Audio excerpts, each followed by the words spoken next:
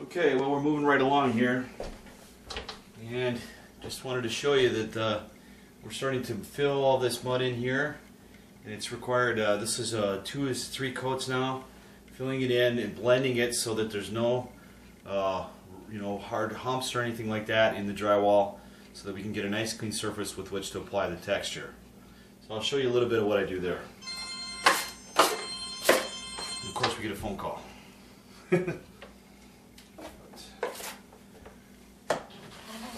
The goal is to apply the mud in such a way that it sets up the next coat. And it's kind of an art and a science. It just makes logical sense that it has to be done this way, but also